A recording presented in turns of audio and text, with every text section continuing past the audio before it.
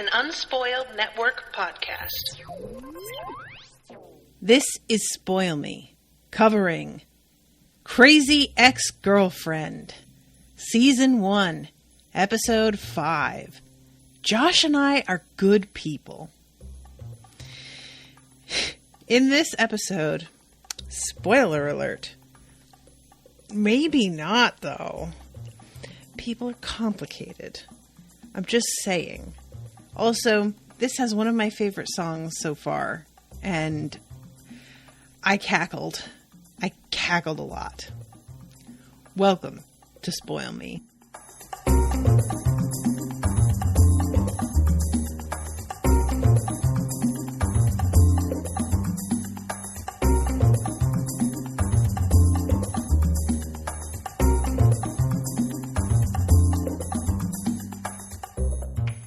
Welcome to the show, everybody. I am Natasha. Thank you so much to Joakim for commissioning this episode. I hope I am saying your name right. But thank you very, very much for getting me on the Crazy Ex train again. I am so interested in the weird detours that this show takes. Like, you know, one would think, how much can you really do with a woman who's, you know, emotionally unbalanced, deciding to throw away her life and go to a new town? What is there to really be done about that? But the show has taken some really surprising twists and turns, and now examining the similarities, for lack of a better word, between how Rebecca and Josh are both acting, their selfishness in a lot of ways. That is really particularly surprising to me, because I have been saying this whole time that I don't really feel like they would make a good couple. They don't seem to have any interests really in common. They don't feel like the same sort of energy.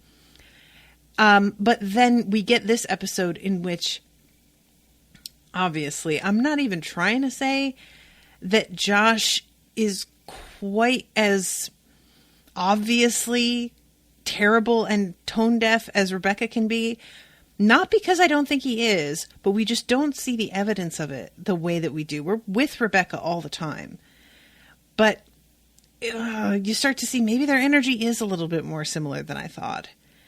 So this episode starts off with Rebecca walking by a homeless woman asking for change and telling her, sorry, all I have are 20s. I got them from working. And it gives her this awful smile and then walks away. And I thought, which I think this is purposeful, I thought she was going to say, I'm sorry, I only have debit cards, because I am somebody who never has cash on them.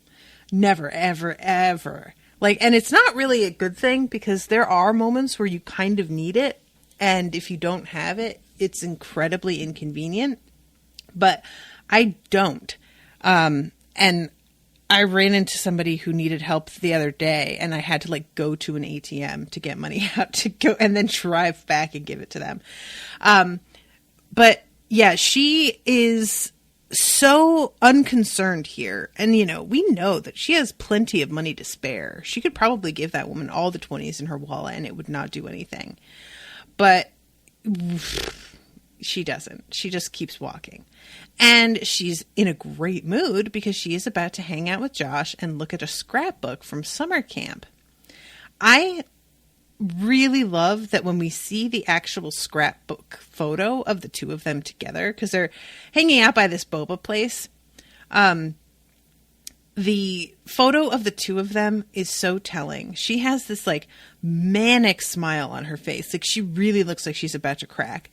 And Josh looks really kind of wincy and uncomfortable in the photo. And it just, you know, it's obvious to anybody who looks at that, he's not that into her and probably is planning on dumping her soon, but she just had no idea. And she's going through all of the different like photos that they took, and it's really something that she still has all of these. You can see that like she's excited that Josh is willing to look at these with her, and he seems actually more into it than I expected. But he has a little conversation with her about how, I know it's not considered cool to believe in God, but I do. And she says, that's like insane. I believe in God too. What are the odds? And he's like, I think a lot of people. And then they get interrupted because Greg is here. And this is the first time that she has seen Greg since having sex with another dude literally on her date with him.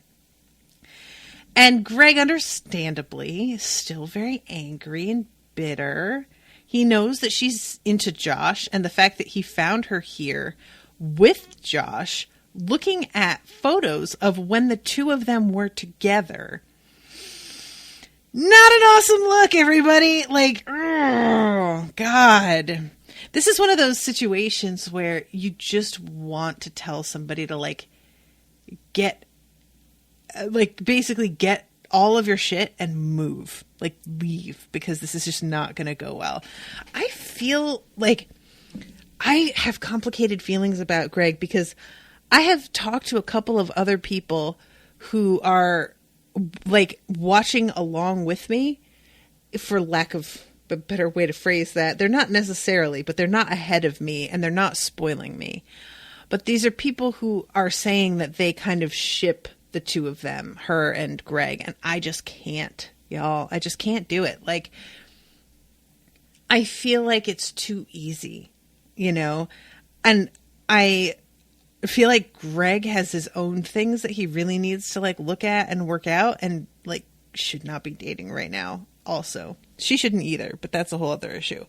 But yeah, he comes over here and just, like, puts her on blast for the fact that she's terrible. He wants to just say what she did, but he is, like, good enough a person that he doesn't want to, like, put all of their dirty laundry out there. So he just kind of says she's terrible over and over. And Josh asks, what did she do? And he doesn't, like, he starts to, like, it almost seems like he's going to say something, but he doesn't. And then Josh says, maybe you had a bad date, but Rebecca is awesome. And she's just moved here and already done so much for everybody and is really sticking up for her in a way that's really sweet in its way. Josh is, like, kind of clueless. So he's one of those people that, and this is going to sound so snotty, and maybe it should, because maybe I'm snotty. I have said before that there are some people whose opinion I just don't value. And that is because they seem to just not have great judgment. And so them being like, oh, she's great, them saying that about me has no effect on me at all, because I don't think they are a good judge of anything. So what they say is irrelevant to me. And this is part of why I think I can be so hard on myself, because the only opinions that matter to me are, like, 3 people, you know, honestly. And other than that, if I don't get validation from those specific 3 people, it doesn't fucking sink in at all. And it should, because it's just disrespectful for me to assume that everybody else doesn't have good, like, some people, I might not agree with them on certain things, but that doesn't mean that fundamentally their judgment is flawed. But that is how I feel.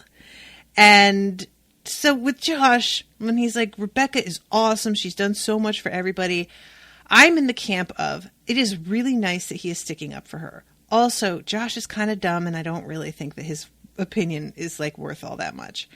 And it's still amazing to me that she is as into him as she is. Josh is cute. He's nice.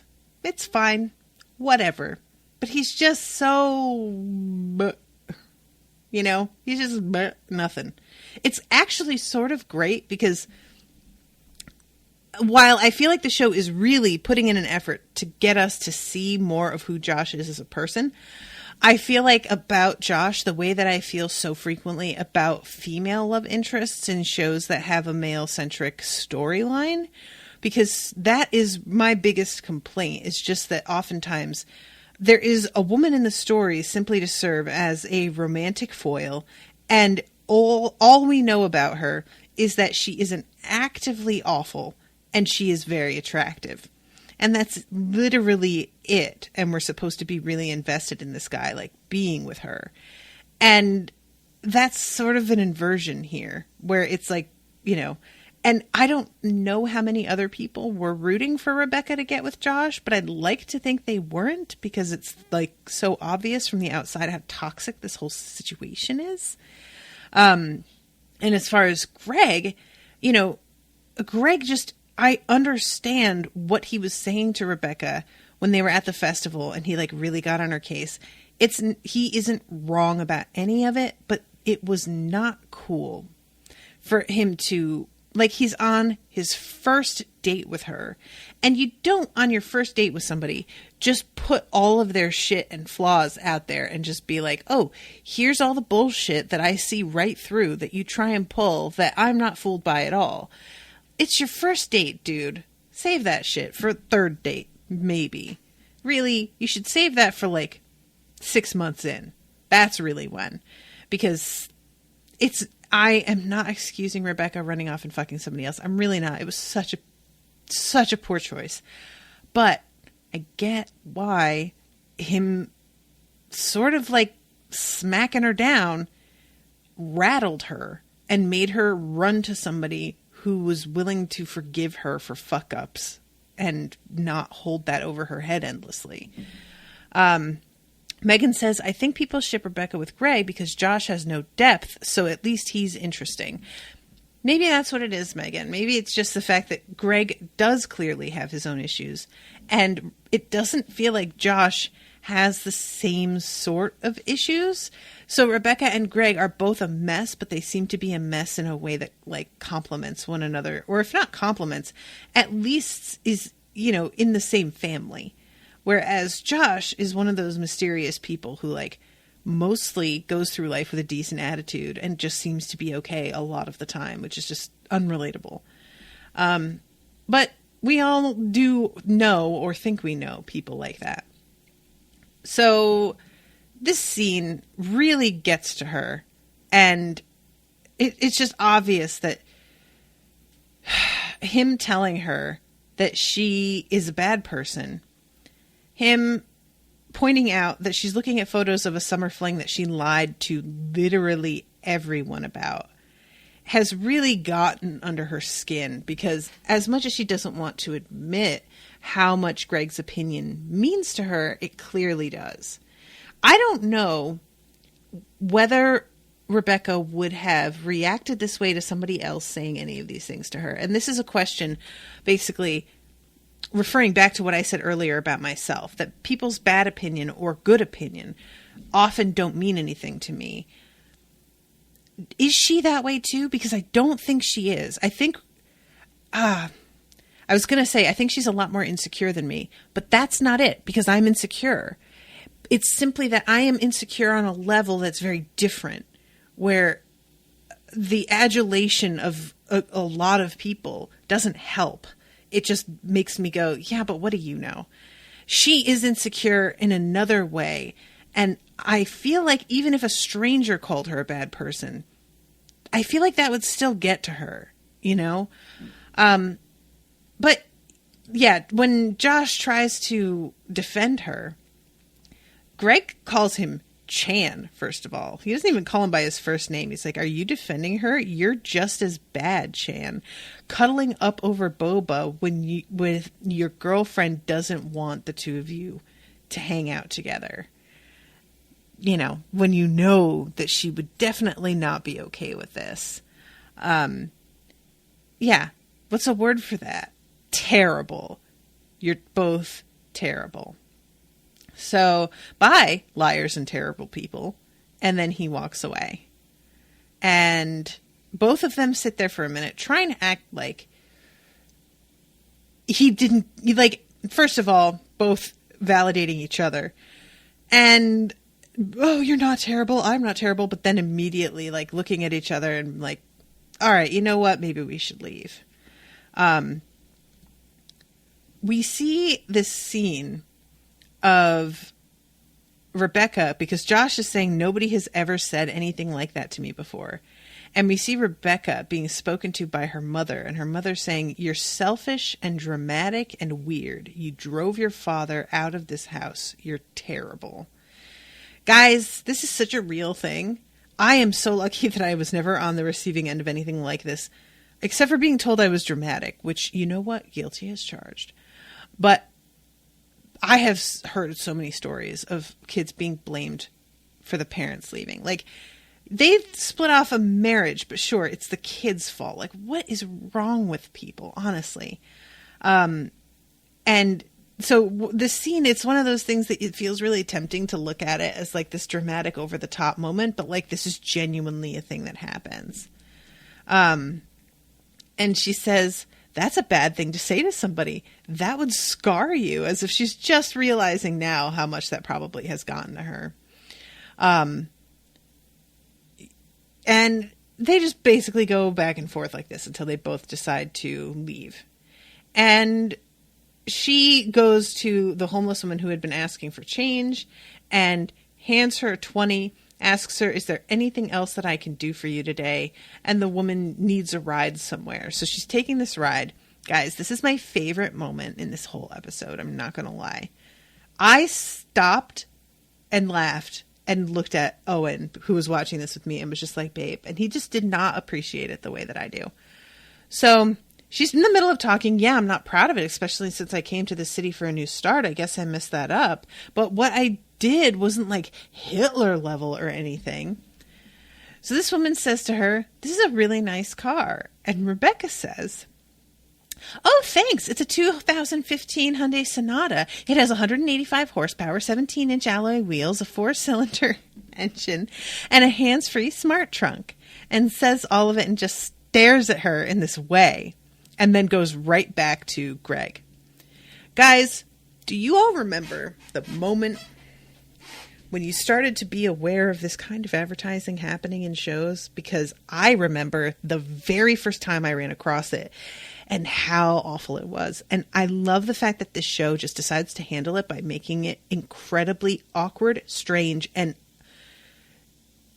pointing out the weirdness of the moment. Because it is so much worse when shows try and act like it's a natural conversation. And that was I didn't quite even realize what was happening at the moment. But the first show that I ever saw do this was Bones. And it was a couple characters getting into a car to head somewhere. And she's like, "I don't even know where this place is." "Oh, no, you don't need to know where it is. It's awesome. It says built-in GPS. Look, just put this in here." "Oh, wow. Okay, that's really easy." And then it just shows me. It just shows you. You don't have to worry about anything. Wow, that's great. And then they just head out. And I remember watching and just being like, what the fuck was that? Like, just genuinely like, that was the weirdest. What are they doing? And then a beat later being like, oh my God, it's an ad for the car. Oh, I hate this. And it happens probably once a month, you know? That show I don't think is still running, right? But it happened like once a month from then on. There would be an awkward, weird moment of dialogue about a car. And this episode, I actually noticed the way the car was in focus with its logo right at the very start of the episode as Rebecca's getting into it. And I was like, okay, I guess they're getting some product placement here. But then this moment, I was just like, oh God, okay. Y'all, from a marketing perspective, this shit makes sense. I'm not even mad at the game. You know, like, I get it. I understand that this would influence people. I understand that sneaking shit in or thinking you're sneaking it in is probably very effective guerrilla marketing. I really do. But there is no way to handle this that feels natural. So the best thing to do is completely treat it like it's unnatural. And that is what this show did. And it's genius. And I love it so much.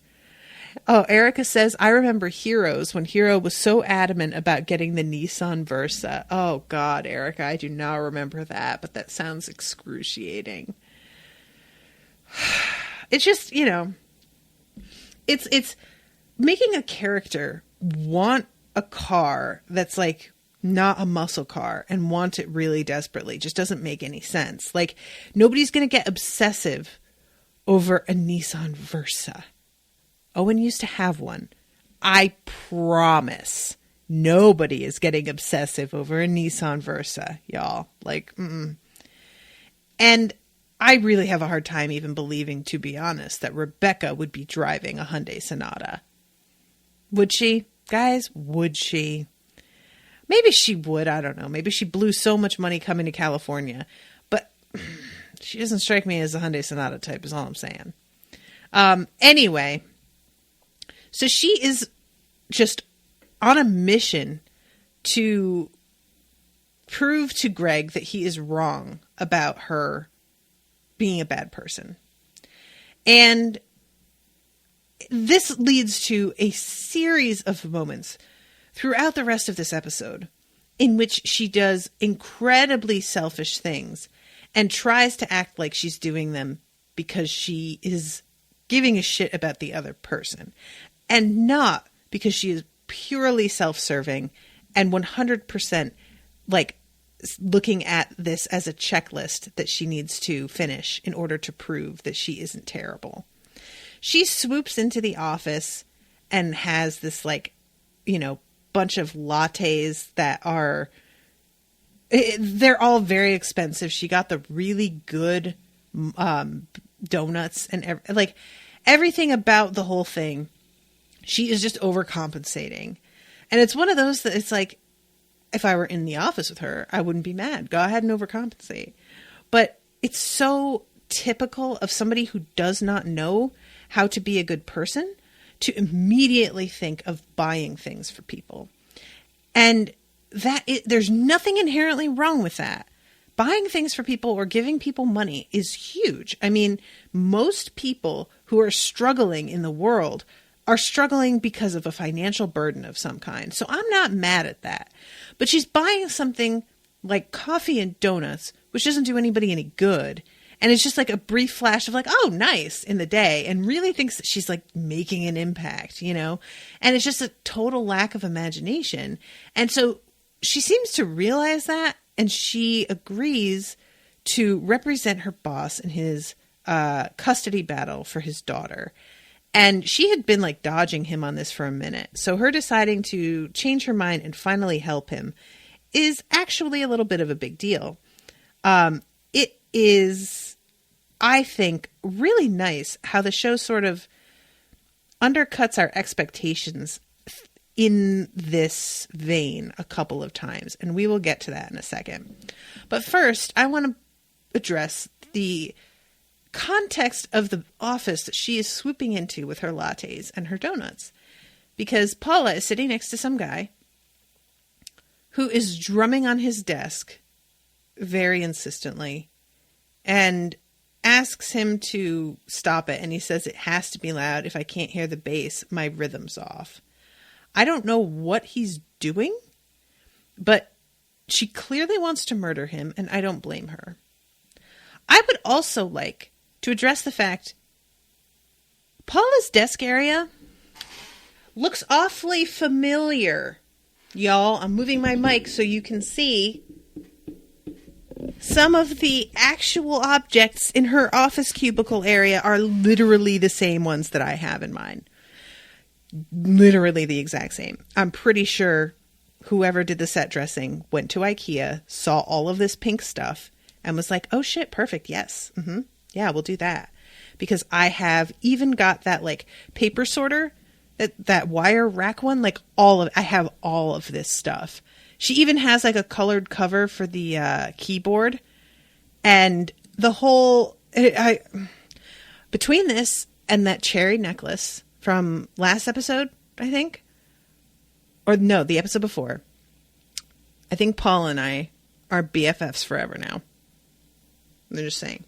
And I love that this compared to Rebecca's barren nothing apartment. It's a real nice contrast. You would really expect the younger, more wealthy person to be the one that has like these little pops of color and exciting, but no. And it makes sense because Paula probably wants to decorate more to her own taste at home and can't because she's got a bunch of shitty boys and men in her house. So this is like her space that she gets to do whatever she wants with. And that makes a ton of sense to me. So she gets nailed in the head with like a Nerf bullet. And here we get the Reverend Steve Newlin from True Blood walking up and calling her Pamela.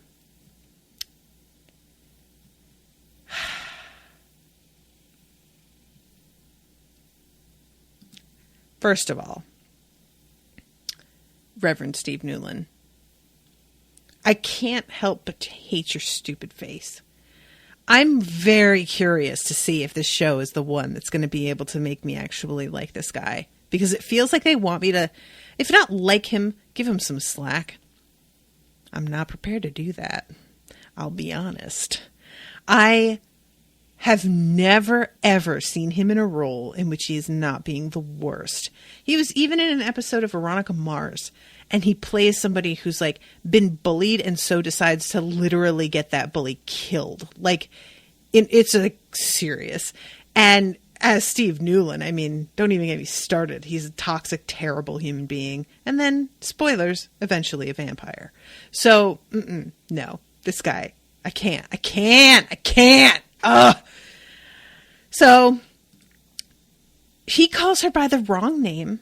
When she corrects him, he says, "Oh, well, I apologize to Pamela, so I guess I'm not sorry." And him and this dude chortle and high five.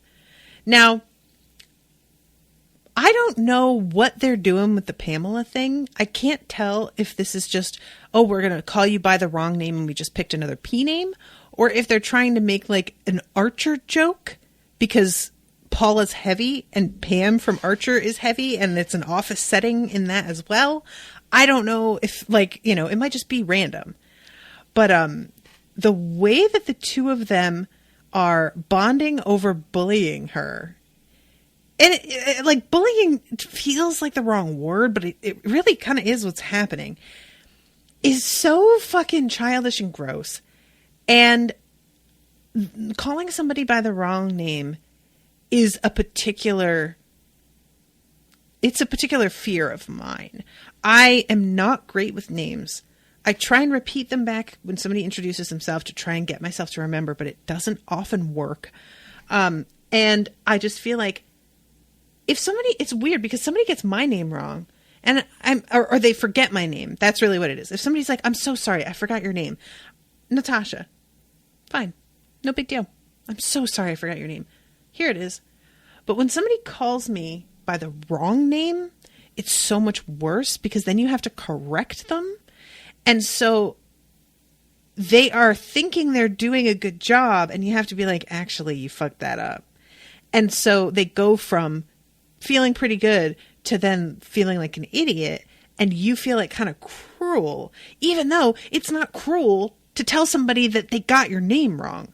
But as a woman especially, I feel like we are trained to just sort of be like, maybe I'll just let them call me by the wrong name. Maybe it's not a big deal. It's fine. I had a teacher call me Natalie for straight 3 months before I finally was like, "It's Natasha, actually." And I didn't even correct them until after like winter break, I think. I waited and tried to act like I hadn't noticed that they'd been calling me the wrong thing the whole time. I tried to play it like they had just gotten it wrong all of a sudden and I was correcting them. I don't know why I do it, but this just gets me so mad. Erica says, "I thought maybe it was a really vague reference to Pam Beasley from The Office." Oh, I didn't think of that one. Maybe. But yeah, this whole thing, like, he asks her, "Did you rewrite my brief for the Caswick case?" And she says, "Yeah, 3 days ago. It's on your desk." "Oh, then I spilled some coffee on that bad boy. Can you hop on your Pamster wheel and print up another one?" And she says, "Nope, you're rude." And he says, "And you're Pam." And then just walks away. Then we get to meet Karen. My snake is sick. I just can't focus whenever my snake is sick. Also, my internet is down, so I can't post about it on my YouTube channel. So I was going to tweet about it instead, but then my account got hacked again. So, all right, guys, listen. Recently, have you guys heard of this app called Pattern? Basically, it's a glorified astrological app, right? Really, it is. But it is so rude and so correct and so mean about it. Guys, I'm going to read you real quick. This thing is just not nice. At work and out in the world, you're intended to move with confidence. Others may be astonished by your ability to problem solve on the fly. You could have a hard time taking orders and need autonomy. And basically goes on to say, yeah, you don't like to be told what to do. You are often it says you think that you are better than your superiors. And frequently that has been the case even from a child. You have to be in a situation in which you can control things and control the outcomes and feel solely responsible for yourself. And when you are not in control, you feel like you are basically there is no point to being here. You like to have a specific function. And if you cannot fulfill your function, you feel like adrift, which is just fucking really rude. Pamela, do you see what they've got me doing? Oh, I hate these guys. Paula is, I think, really a lot like me. I don't see her as being quite as much of a control freak, honestly, because to a point when you've got 2 children, you can't be anymore. You can, but you'll just ruin them. And I think she's smart enough to see that she can't. But she definitely is somebody who is very capable, thinks logically most of the time, and has no tolerance for the bullshit of people around her, much like yours truly. I hear stories from friends who work in offices, and it is a literal nightmare. These kinds of things, these people who cannot function on a day-to-day level, who have these tiny little dramas that blossom into something that they think really should affect everyone else's lives, even though it's a personal thing, deal with it. This is just so how it is. And when Blessed Rebecca swoops in and says that she's going to go work on this other case and that Paula is going to be in charge, is just a literal dream come true. I could see, guys, if Rashawn was given this power in the job that she has, you all know how smart Rashawn is. She is not utilized, respected, or taken seriously at her job. And it's so infuriating. And if somebody would just one day come in and just be like, Rashawn's in charge of the office for the day, it would be great. I just wish so much, even though she doesn't want to be in charge. That's the thing about her, is that's not what she wants. That does not appeal to her. But when everybody around you is so fucking incompetent all the time, you feel like you have to be the one in charge because nobody even seems to be able to do the basics of their job. Never mind function at a higher level to make the entire office run smoothly. This whole thing, I love it so much. I'm sorry, guys. I'm sorry. But I really it makes me so happy, even though she gets power trippy and goes a little bit too far at times. Sure. Don't care. It's great. Everybody in this office needed a kick in the ass. They just needed it. So Rebecca goes and talks to her boss, and he's talking about his wife, Stacy, trying to get primary custody of my daughter.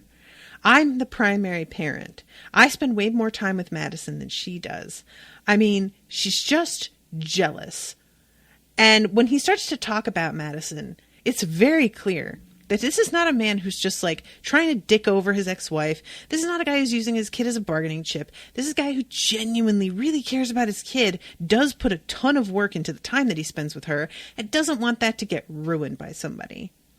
So she says that she's going to help him, and this leads to them amassing some evidence that they can use.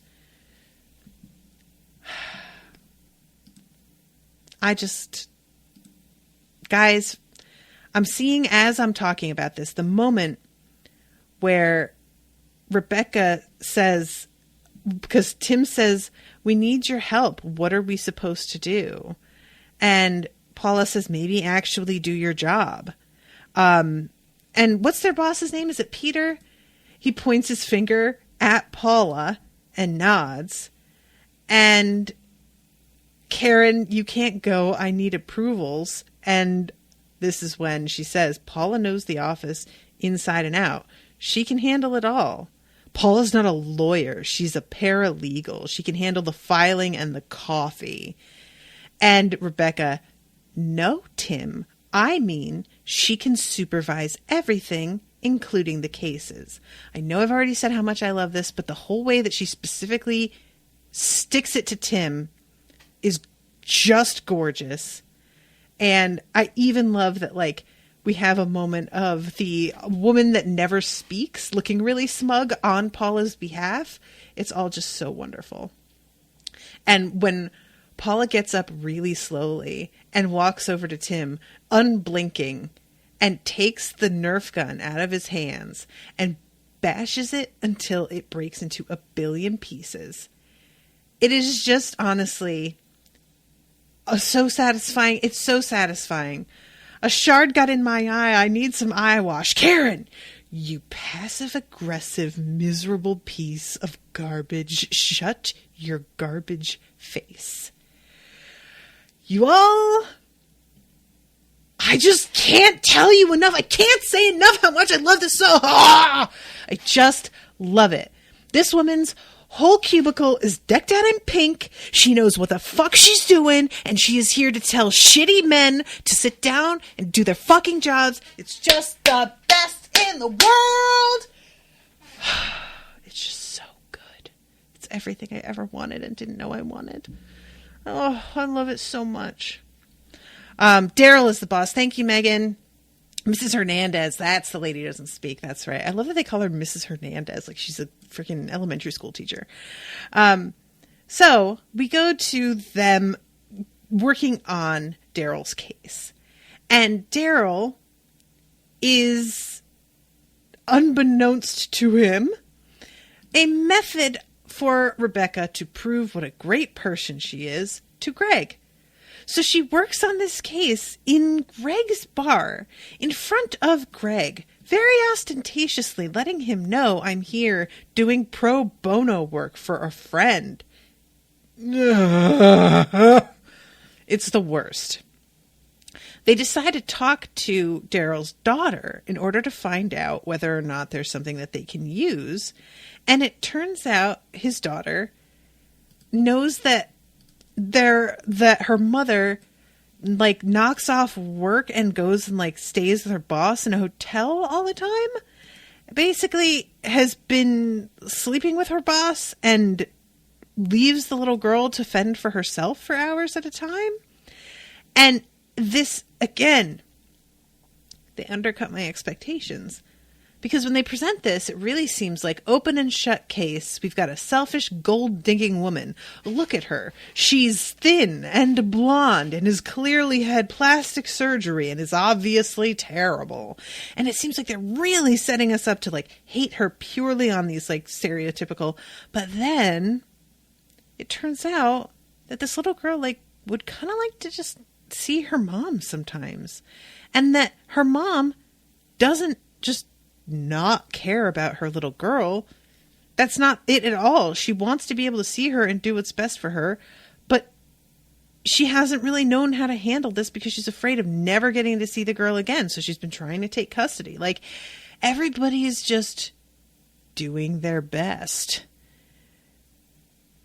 What a concept. And they're doing badly. They're not handling things well, but like, who does most of the time?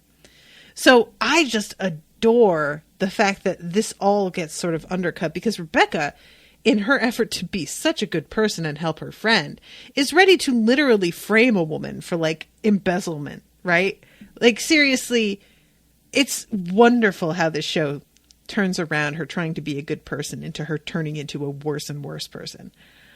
But then this turns into a, like, you know, confrontation and a real questioning of, like, why you assumed I was the enemy and all of this. And I just love it. So these scenes where she's trying to impress Greg are really, really uncomfortable. She keeps asking him, do you forgive me yet? Because she seems to think that if he forgives her, then she will feel better, which I just don't think is really true. I would genuinely be interested to know, though, if it is, because for some people, it might. Say, like, somebody saying, I forgive you, might make them feel like, okay, it's all okay now. I sure don't fucking work that way. Somebody can say, I forgive you, and I'm going to immediately be like, either, do you? I don't feel like you're serious. I don't really believe that you forgive me. I mean, you say that, but, or I'd be like, well, great. I'll let you know when I do. Like, I just internalize stuff so much that what people say does not really have an effect. It's tough. But it's just continuous throughout this episode. Her going to Josh for validation, her returning to Josh, who said that she was terrible, to get him to take it back. And finally starting to realize that, like, it does not, like, what he thinks of her is not the ultimate question, you know? Meanwhile, Josh goes to confession and he says he hasn't been to confession in 3 years. And he tells this priest, who is really young and cool, and I put cool in quotes, he calls him Father Bra.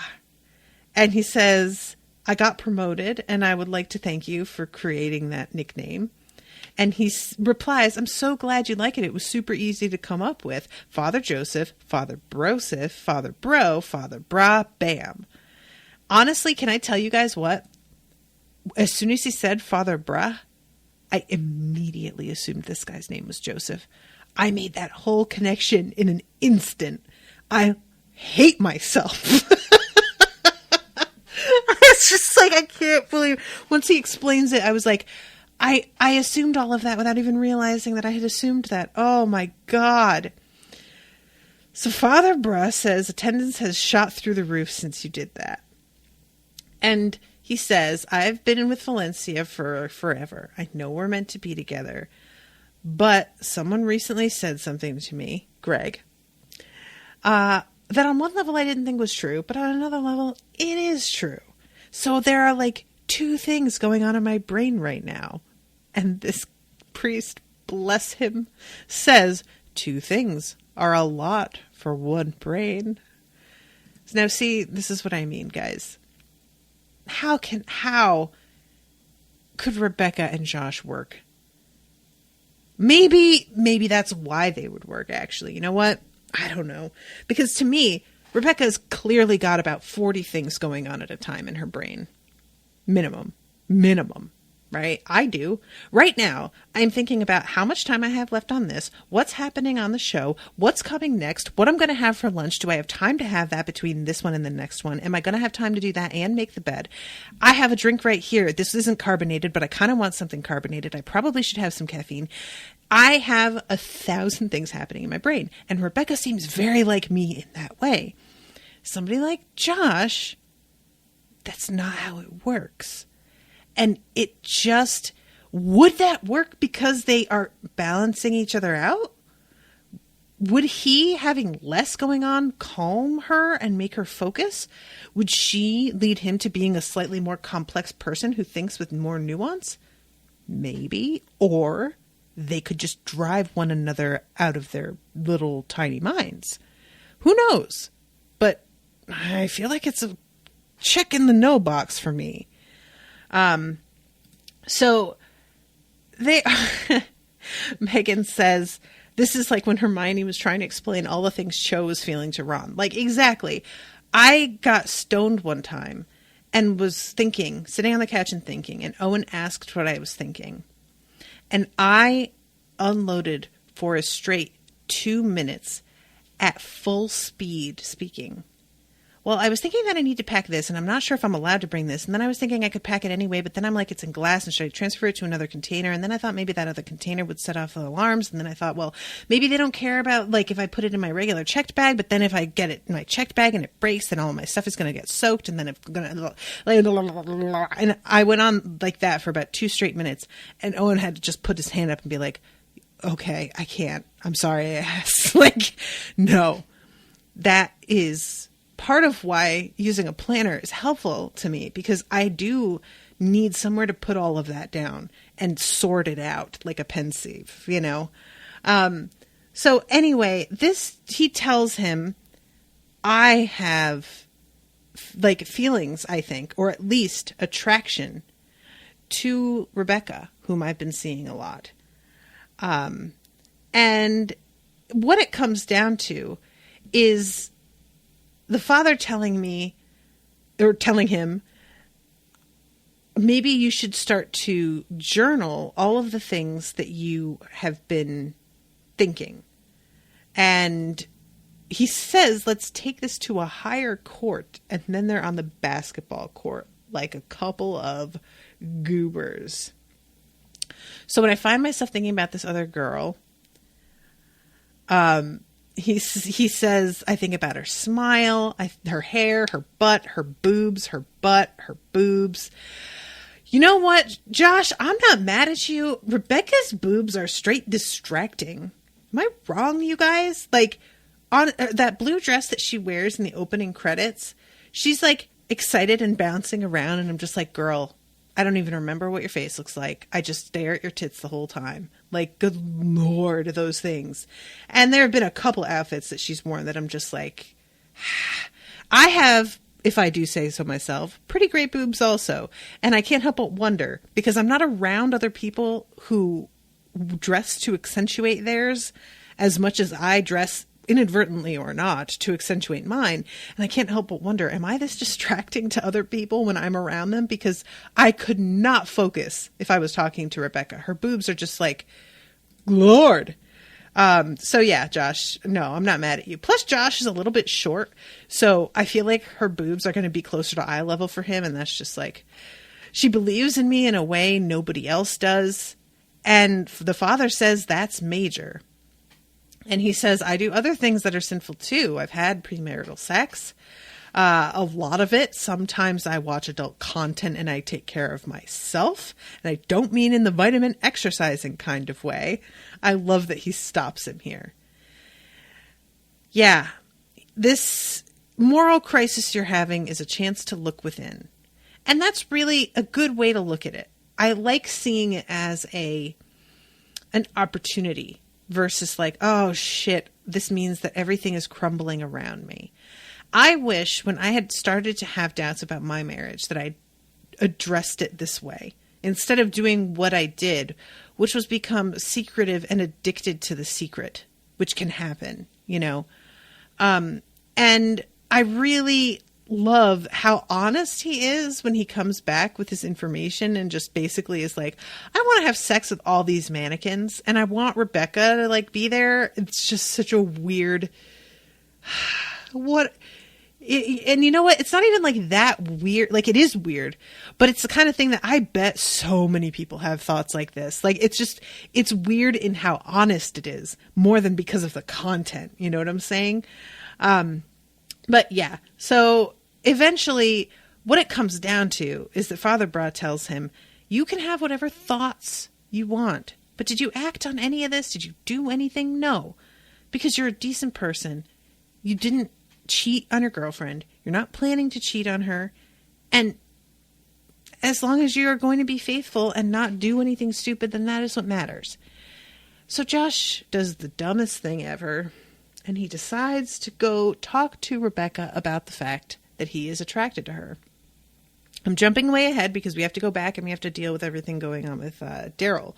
But still, I just want to talk about this. Guys, there are times when addressing a crush is the right thing to do. I've been in that situation before where I have confessed to somebody, I have a crush on you. when I'm in the relationship with somebody else.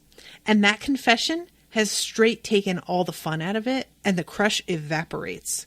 That has 100% happened. And it's not even like they didn't reciprocate, so it just went away. It was, they reciprocated, but the fact that we just put it out there kind of took the fun out of it for us.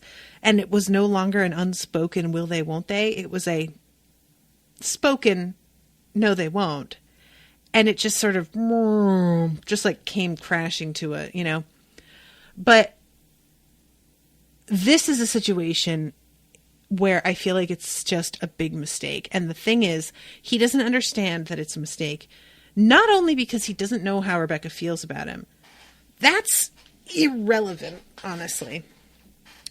It's a mistake because he is so bad at understanding human nature and reading Rebecca that he doesn't see how this would be like encouraging to her.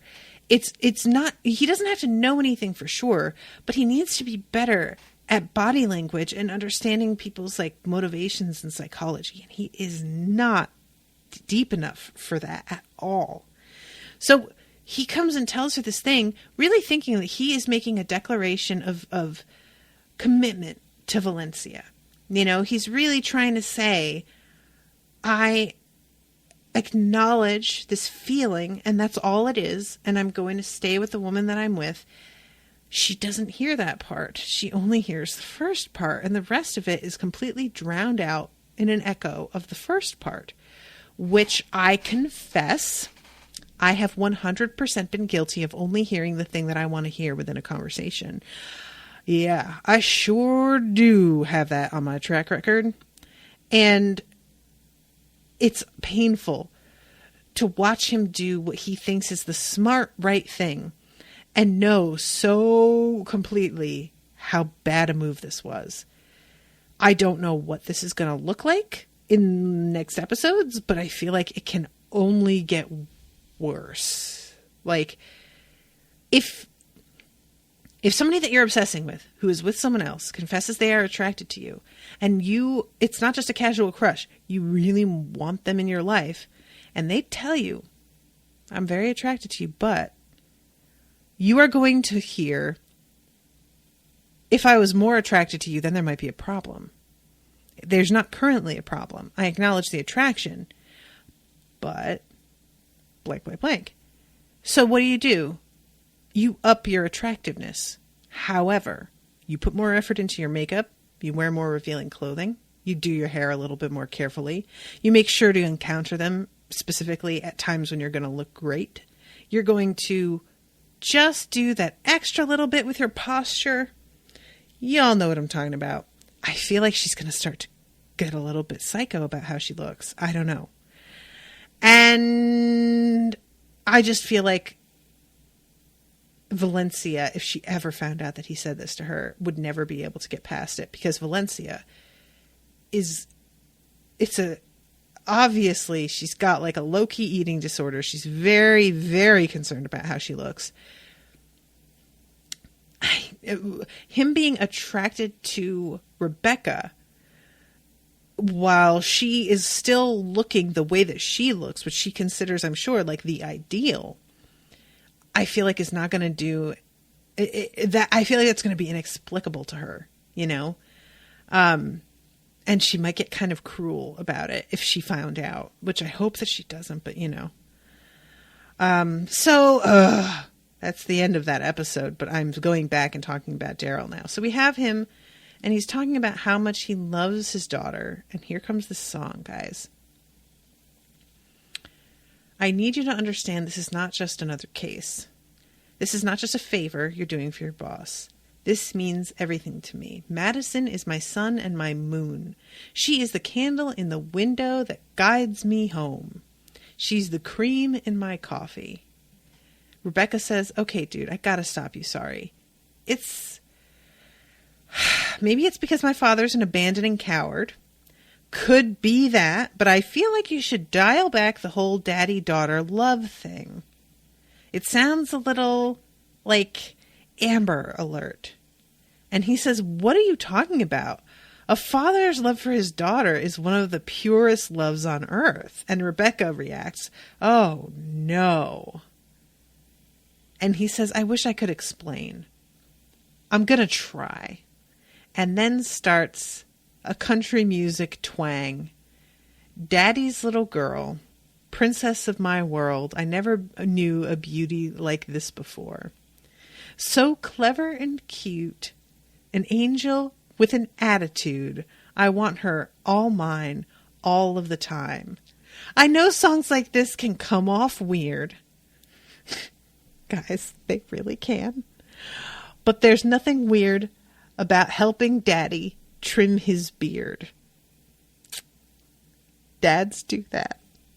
'Cause I love my daughter, but not in a creepy way. Guys, it's such a shame, isn't it? But it is creepy. And you know why it's creepy? Men, you have nothing.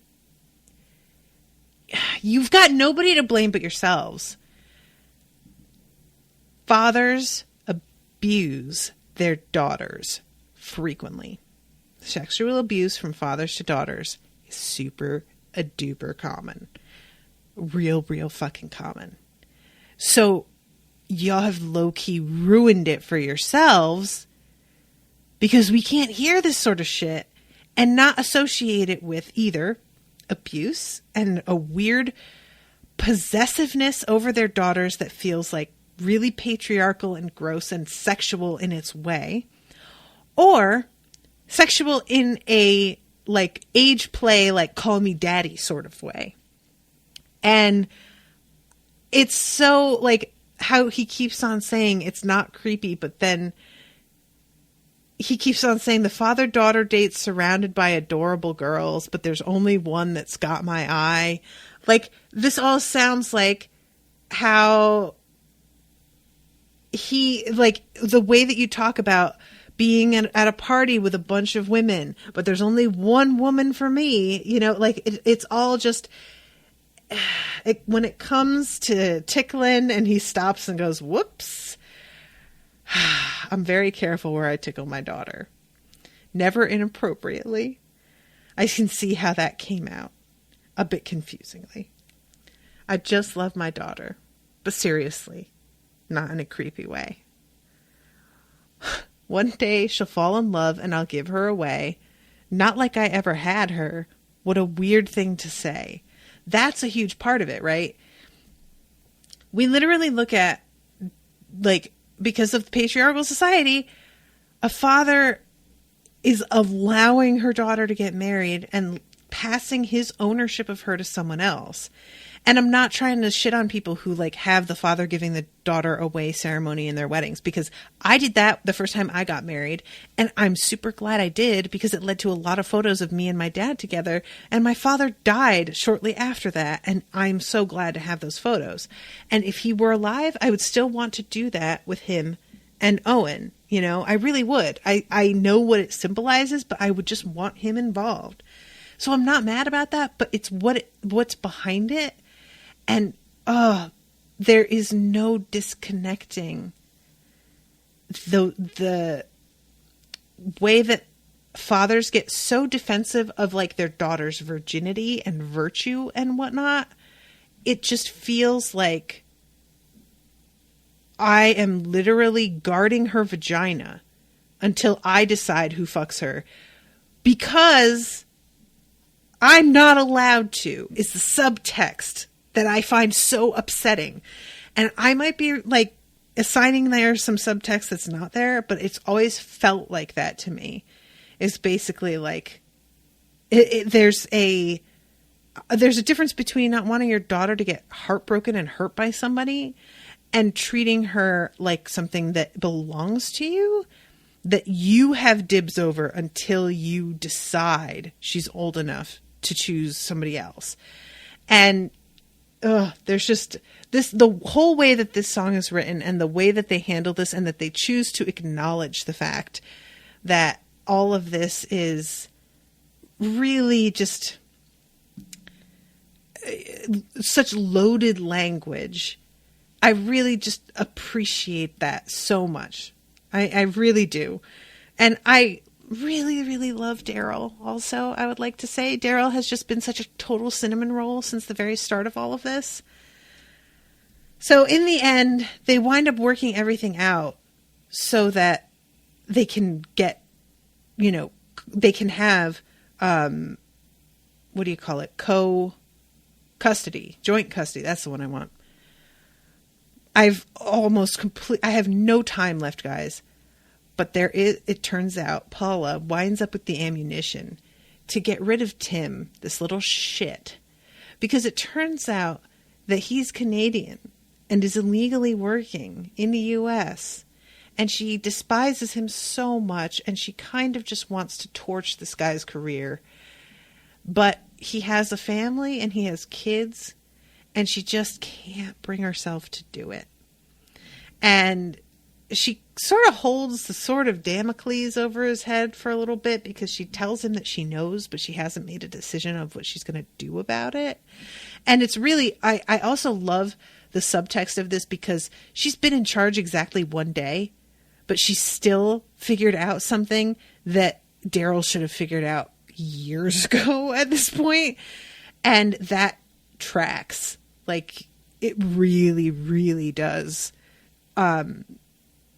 But she, in the end, decides that she's going to have mercy on him, and she doesn't turn him over. And he actually starts to take her side in the office bullying moments. And it's actually kind of beautiful to see, and I love it.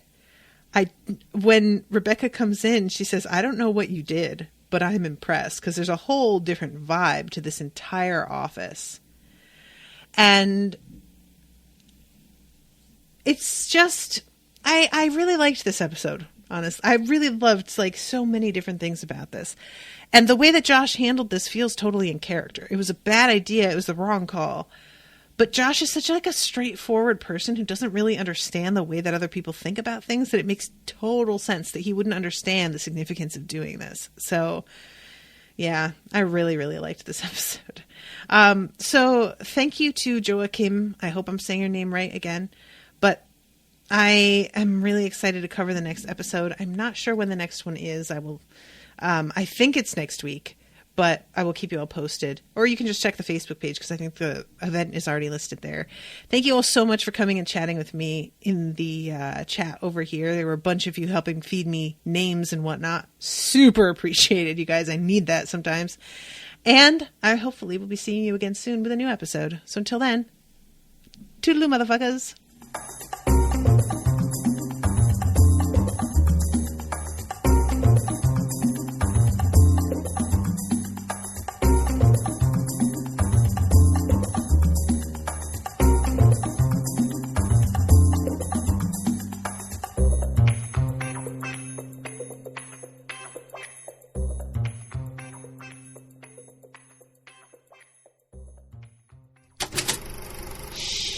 That was an Unspoiled Network podcast.